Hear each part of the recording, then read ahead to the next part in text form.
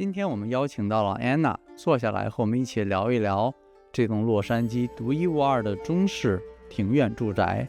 同时也了解了更多关于它的开发的小故事，以及回答了一些网友针对这栋房屋很多争议的问题。完整的看房视频连接我们会放到下方。那么话不多说，跟我们一起坐下来听一听安娜有什么话要跟我们说。那首先呢，也感谢安娜给我们这个机会啊，和我们大家一起，还有前面的观众朋友们一起来分享这栋在洛杉矶真的是非常非常独一无二的一套房子。对，这个机会也很难得啊。其实大家今天是真的很有眼福。那我们也有很多问题呢，也代表广大的网友和观众朋友们，因为这套房子实际上在我们来之前，其实网上已经疯传了，没错，就是爆炸一样，因为从来没见过啊。很多关于这个房子的点点滴滴，甚至这个房子您还没有放到市场的时候，对，很多概念的图片在网上就已经传疯了，是种种的猜测，然后呢畅想也有质疑，对不对？没错。那我们呢就想，代表观众朋友们呢有些问题是争议比较多的或比较受关注的呢，对，正好请教一下您，帮我们做一个快问快答。好呀，没问题。对，这样有一些疑虑呢，我们就都解开了。因为毕竟很多人没办法像我们今天这么有幸亲身来看这套房子来体验。是。那我们就开始。好，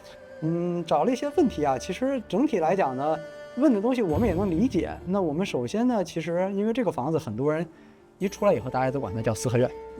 因为四合院范畴太大。没错，南北又不一样，派系又不一样。那中国古建筑有6大派系，那到底是哪个派系？实际上很多观众朋友们也不是很清楚啊。对，那他们很多人在问，像这个应该是比较偏南方派系的四合院，但是大家就觉得，为什么这个院子感觉没有什么水系的东西在里面呢？我觉得你的问题非常有代表性。首先呢，就是到目前为止，它是在北美唯一的一个大型的中式建筑。那么到底是南的派系北的派系，实际上这跟主人他的这个背景和出身是有关系的。那么在这个如果是说它更偏于江南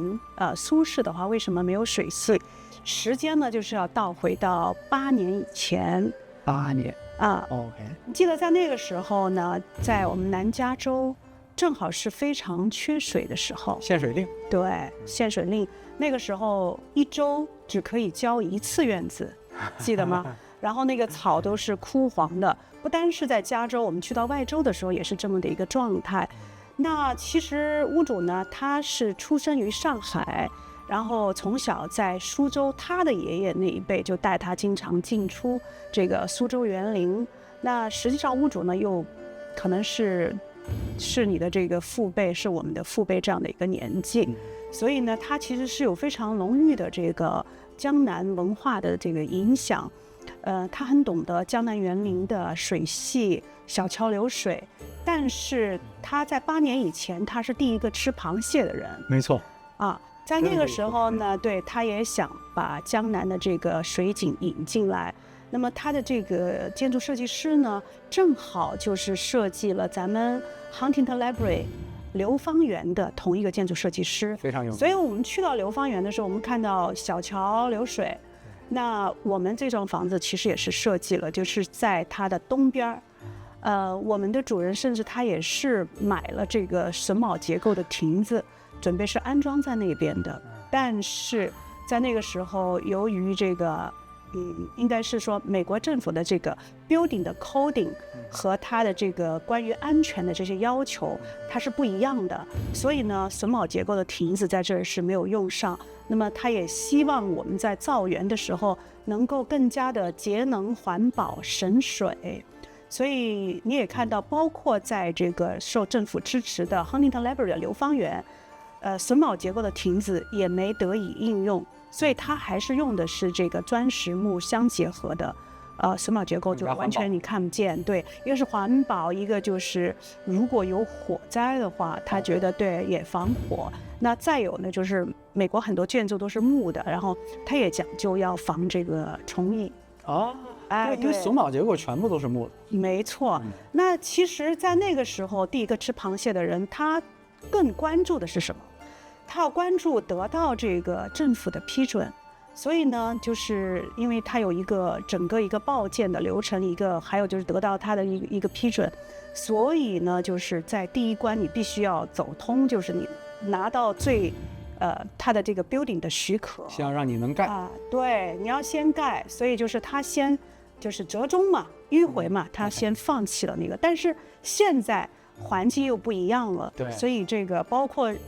水文的条件也发生了一些变化，所以在这个时候，如果我们新进来的主人，他依然是对这个江南的园林他很有这个情怀，依然是可以继续在做，按他自己的理想来。那还有就是在园林上，有的人他就是非常喜欢日式的这种枯山水，所以在现有的条件下面，他有尽情发挥的这样的一个空间和条件。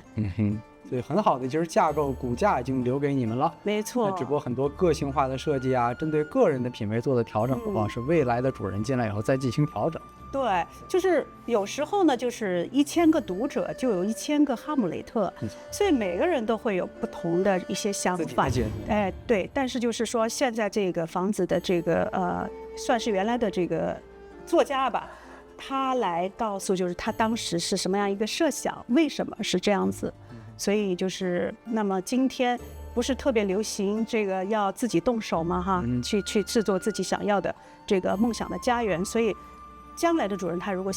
继续喜欢什么风格的，他可以做。甚至有的人很喜欢打高尔夫，他说哎，这一片这个草地上我可以做果岭，做推杆，他也是可以，有空间反正给到你。没错了。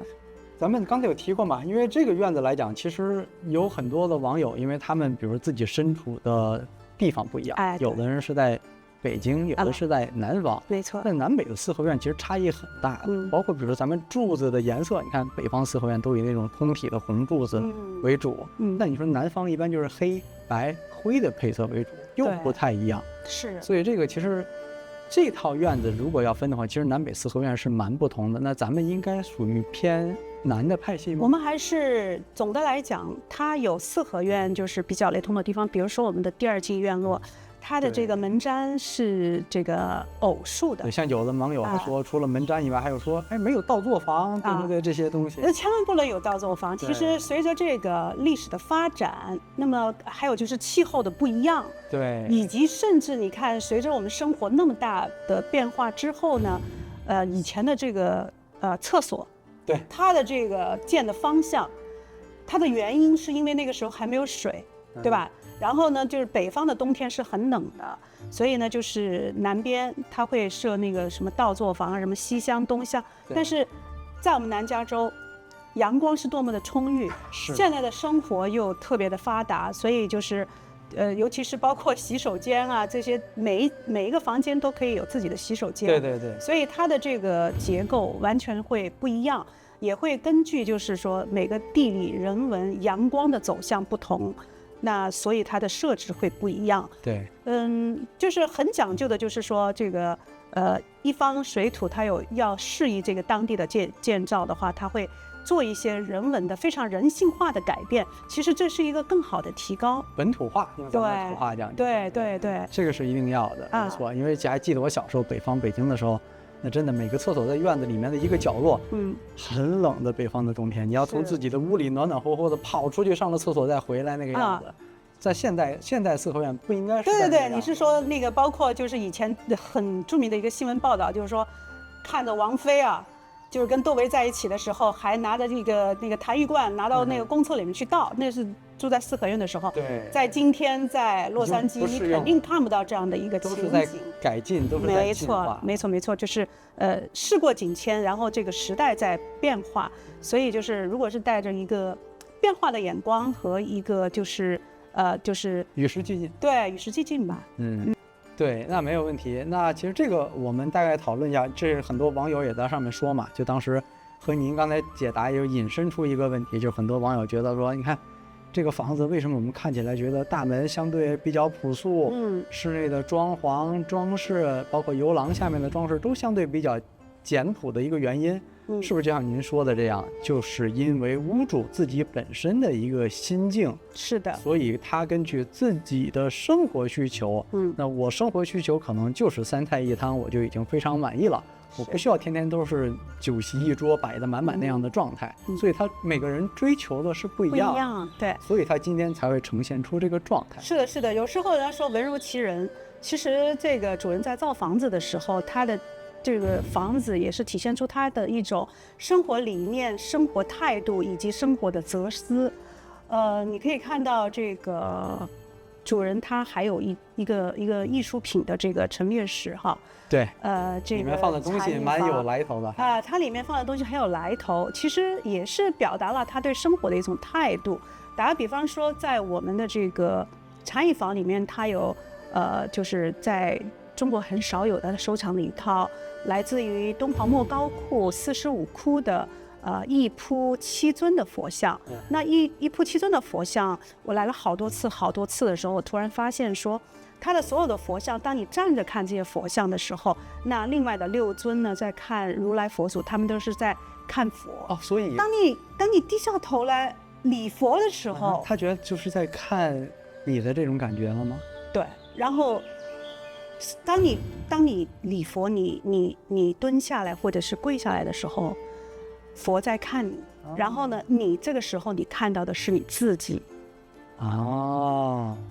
真的是很有意境、很有禅意的一些想法在里面。对对，所以说，其实他在造这个房子，甚至是造园的过程中，他可能更多的是照见自己，更多的是满足于自己内心的平静。对，这个房子其实很多观众朋友们也好，或大家一看，哎，有房子在卖，觉得经纪人有房子在卖，觉得你们肯定就是为了盖一个东西去卖钱。但实际上，这个房子最初屋主只是盖来是为了自己住，是为自己满足自己，它并不是说开发商，我做出一个作品，然后为了赚钱，所以出发点是完全不同。其实他还是得到了很多的共鸣。虽然就是说这个房子它这个毕竟是有4.5英亩的占地，然后它有17800尺的室内面积，还没有算那么多的这个风雨回廊这些面积，它都是有造价的。但是，它的初衷它并不是说我要开发一个房子来去这个作为一个盈利，而是说，他到了一定的这个年纪，然后又在海外生活了那么多年，那看了那么多房子，也住了很多不同的豪宅。最后他在追求他的内心，说我最后需要什么。那我想很多人，我们华人就是来到了美国，我们都有不同的追求。那可是一个不经意的一句话，一幅画，一个声音，甚至一个味道，它会道出你是谁，你是从哪里来的，然后故乡会突然会出现在你的脑海里。那对于我们以前的这个业主来讲，他就是经历了那么多年的这个奋斗打拼成功之后，他还是没有忘记他自己是从哪里来的，他要什么。所以我们就会看到说，他会努力的通过8年的时间去花这个很大的价钱去造这么一个房子。人的一生几个8年啊。对，而且就是我们坐在这个前面的时候，这个青砖黛瓦白墙，让我们很快的沉静下来。那这个有一刻我会觉得，我刚才您这样一说，往这边一看以后，我觉得我突然不觉得我是在洛杉矶的这种感觉。是，而且你看到我们就是这个瓦经常会得到很多人的这种欣赏啊，就是说这个有一种卧虎藏龙的感觉。就是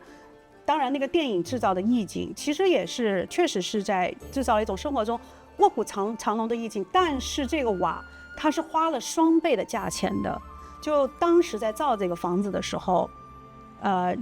这个 City 的 Coding Department 对于我们中国人的这种瓦的这种建制和方法，他不懂，他不太理解的，他就按照美国的这个建筑标准的安全要求、隔音要求和隔热要求、防火要求，做了一层屋顶了。在做完这个的基础的上面，然后又再盖了一层我们中国式的这种造瓦的技术，花了2倍的钱，花了2倍的价钱。所以比如说西班牙式的这种红瓦，对，那很容易就被这个美国政府他们理解，但是对于我们中国的这种，他就觉得不可理解，在那个时候，所以因此他是花了双倍的价钱。而也正是如此，所以你每次来的时候，天气很热或者怎么样的时候，我们走进这个房子的时候，它是非常的凉爽，它真的实现了冬暖夏凉。还有一个最后的一个问题，通常来讲我们也会问，一般这个问题都会留给每一位 listing agent，就是通常我们有一栋房子，尤其像这么一个特殊的房子市场的时候，我们坚信其实每一栋房子实际上都不可能适用于所有的人群，每一栋房子都要找到和它真正能产生共鸣有缘的真正的买家。因为就像你们做这么多年的 listing agent 都知道，我要的不是100个 offer，我要的是那一个对的 offer。那么这个房子您觉得会是哪一类人群的买家？因为在国内很容易想象，但是在洛杉矶您觉得会是那什么样的一个人群，或者什么样的一个买家群体会青睐于或者是最终跟您去购买这栋房产？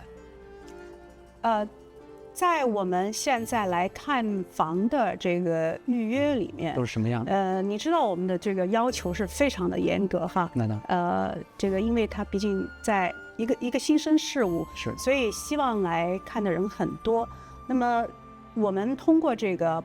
几次不同的这种修订的时候呢，我们总结出来的这个经验呢，首先来的这个买家呢，他的那个资金实力雄厚，应该是超过一般的千万级豪宅的买家，那是一定要对，因为有这么一种情况，就是真正要买这个房子的人呢，他是用这个房子做来是可以做自我居住，可以作为传承，第三的话呢，就是它可以作为一种收藏、展览、待客和自己家人的享用，所以他的这种就是需求好像已经是超过了正常的买一个豪宅，然后一家人在一个屋檐之下这样的去生活。那您看到前面我们就是在南边的第一进院落的时候，它就有2个自己的小庭院进去，尺寸也非常好，尺寸也非常好，2000多尺，有自己的厨房，有自己的洗衣房，然后自己的厅，然后自己的庭院，这么层层的递进，所以它从这个功能上和正常的这种一个屋檐下大概2万尺这样子的房子，实际上它的功能和需求是不同的。那么在这个东大厅，我昨天接待的这个专门就是对艺术品有收藏爱好的人，他会觉得说，对于这个收藏是极好的，这个屋顶的挑高、它的采光、它的安保系统以及它的这个空间陈列，他非常的满意。就什么东西都不要放就好，就是这个状态就很好。所以他会希望说，就是有的人说，这个房子的这个没有做很精致的内装，甚至就是没有做 staging， 没有做这个要卖房之前常规的很多的摆设，而我们的主人是强烈要求说这个留白，懂的人他自然会懂的。所以昨天的客人恰恰他就非常满意，他就觉得对这个什么都没有放，那他自己心里面是装了很多的这个 idea 和他的艺术品，在他的心里，他进到这个房间的时候，实际上已经都规划好要放什么，来到了这个地方。对，所以一直到这个华灯初上的时候，他走到了东边橡树园这边，然后呢，他在回望这栋房子的时候，他觉得这就是我心里的这个故乡，所以就是蓦然回首，那人却在灯火阑珊处。昨天的画面就是对于那个买家来说就是这样的一个画面。我非常尊重，就是1000个读者他有一个不同的这样的一个解读。那么实际上呢，我们中华的文化是源远流长的，它的这个寓意，它含蓄或者是它的低调，它的朴素，自然是含在里面的。那也许有的人今天他读不懂，或者是他不认同，但是我觉得时间会回答很多的问题，或者是说就是保持一种不同的态度，我们也是尊重的。因为我确实看过以前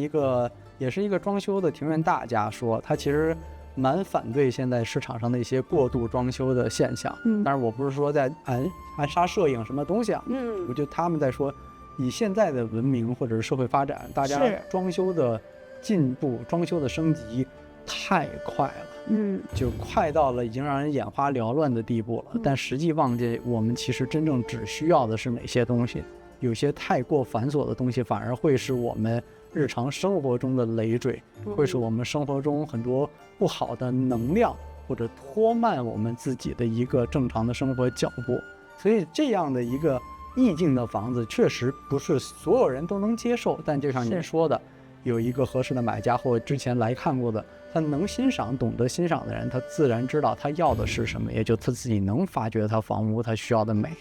没错，我觉得你这个总结的特别好。那今天就到这里了，我们再次感谢安娜跟我们坐在一起，为大家解答了一下大家比较关心的问题。谢谢。好，谢谢安娜。